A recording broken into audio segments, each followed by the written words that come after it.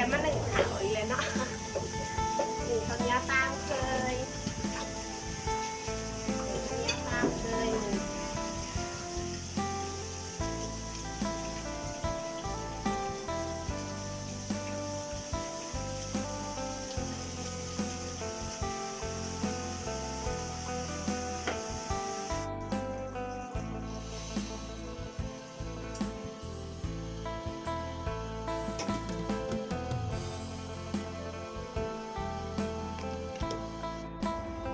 เมื่อนี้ลงมานั่งขารถพักเนาะ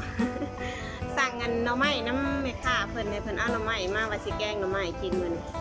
อยากกินแกงหน่อไม้แห้งๆทุกคนเดี๋ยวมานั่งขารถพักนำกันเนาะโอ้รถพักไก่สิมาหอนเลยค่ะรถเข็นลงมายังเขาบ้านลงมาสื่อหน่อไม้เนาะแล้วจะกินแกงหน่อไม้กันแกงหน่อไม้ได้มั้ยมานั่งขาโหรถพักสิมาเนาะในข้าเอิญล่ะในข้าเอิญในไปคนละไปให้ย่างไปพวกอ่ะถือไปเลยย่างไปหาในข้ามาตั้งแต่ถามว่าโอ้ทำอะไรกันเนี่ยนี่ไงทำหานางเอกเจอ หานางเอกครับ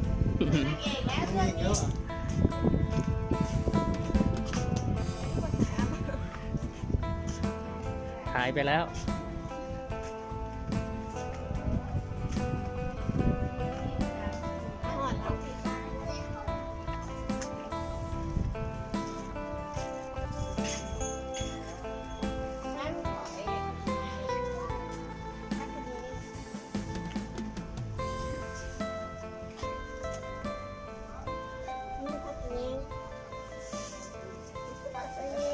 วันนี้น้องนิ้งทำเมนูแกงหน่อไม้ แกงหน่อไม้อย่างนี้นะ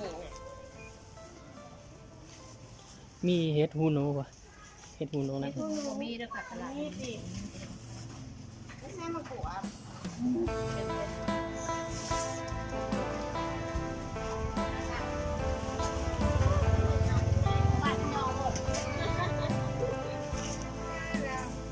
ได้ยังนั่งไปมาไปข้าวไอ้พ่อบ้านยองเอง บ้านมันยอกโก้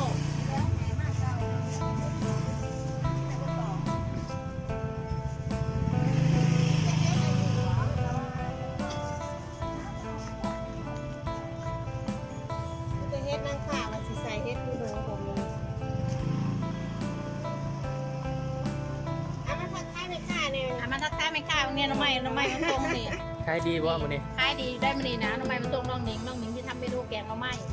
เพิ่นสิแกงแบบบ้านเฮาบ่เนาะหรือสิแกงจังไดนี่ แก นะ งแบบสวรรค์แหละ แกงไปทางสวรรค์บ่เนาะ เนี่ยหมึกบวบ บอกเอาละ เพิ่นแกงแซ่บๆเด้อพี่น้อง มาเดินมากินกันไปข้าสวรรค์ได้นี่เด้อ ไม่ค่ากับคุณแหละคนไก่บ้านนี่แหละไม่ค่าก็ได้ คนใกล้บ้านคือกันได้ ค่าคนไก่บ้านค่าคนสวรรค์ เอาข้าวบงม้วนน้ำไป2ถุง มะม่วงในตู้ก็มีได้ ตัดดีๆก็มองบ้าน ม่วงดิบ คนใกล้บ้านคือกันเด้อ เอามาส่งถึงห้องได้นี่นะ ครบเนาะอยากได้หยังก็ครบ ได้ อยู่ได้นี่แหละ คักสดอยู่บ่พี่น้อง เมื่อขายบ้านเฮาสิไปขายอยู่บ่นี่นะ ไปหลอกขายอยู่ในหมู่บ้านกัน ขายอยู่ ขาย ในห ย มู่ อ บ้า ด น ไหม บ้านเฮาสิไปขายอยู่บ่ไปผู้ใดทั้งนู้นจำพรผู้ใด การลงตลาดก็จะซื้อแล้วเจ้าเนาะ งามเนาะสดๆทั้งนั้น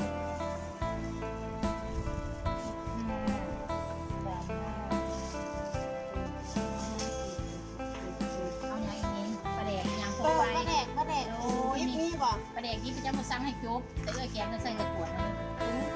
ใส่ในขวด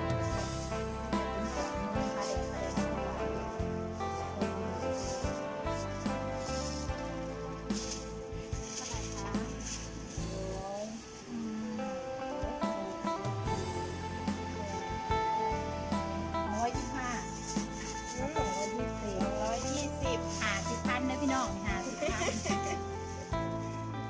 น้องนี้มันจะทำเมนูแกงหน่อไม้ได้ไหมแซ่บได้มากินน้ำเพลินอยู่พี่เลยพี่น้องเลย มันก็อยู่แถวนี่บ่แถมบ่นี่ แ ว่าไม่ค่าแท้มาหัว ขอบใจเด้อ ที่หกใจไม่กินน้ำเพื่อนนี่แหละแต่ละมือกัน แต่ละมือแต่ละเว้นกระทรงสนิทเลยไปเดี๋ยวไม่ขายป้าผัดไทยของน้องหนิงได้ป่ะนี่ทรงอะไรของน้องหนิงถูก เมืองอีหยังนะ เมืองไซพุทอง ใส่ผู้ทองโอ้ยเมืองใส่ผู้ทองเนี่ยรวมกันเต็มอยู่ อันนี้อยู่เมืองไซพุทอง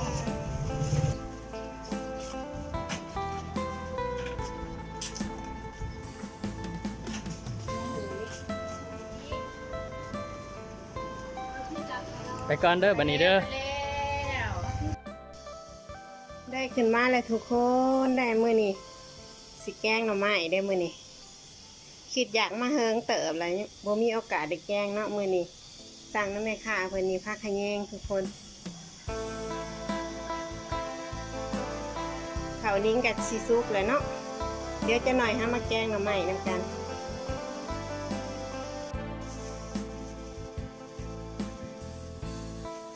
ยานางนี่สิให้พ่อบ้านจัดการให้เด้อพ่อบ้านนี่ที่ท่านเอายานางใบแบบนี้เดี๋ยวสิให้พ่อบ้านจัดการพ่อบ้านตั้มเลยได้นี่แต่สมัยอยู่บ้านนะมีแต่เอามือหย่องอะเนาะทุกคนแต่นี้ที่ขาดแห้งได้ถ้าเอามือหย่อง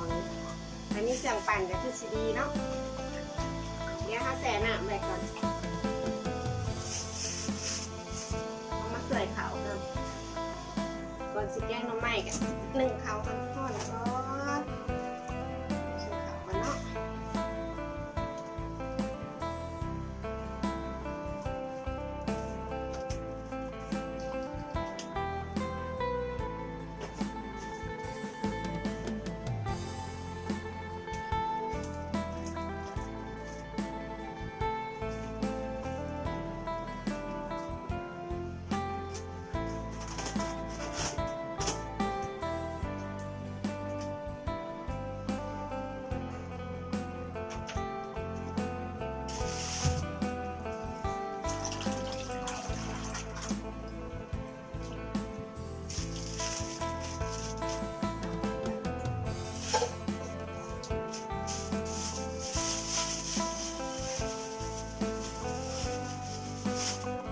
คลิปนี้นิ้งจะสิขอจบคลิปไปเพียงเท่านี้ก่อนนะทุกคนเพราะว่านิ้งยังมาขะเบื่ออยู่เพราะว่าขะเบื่อยังบ่ทันได้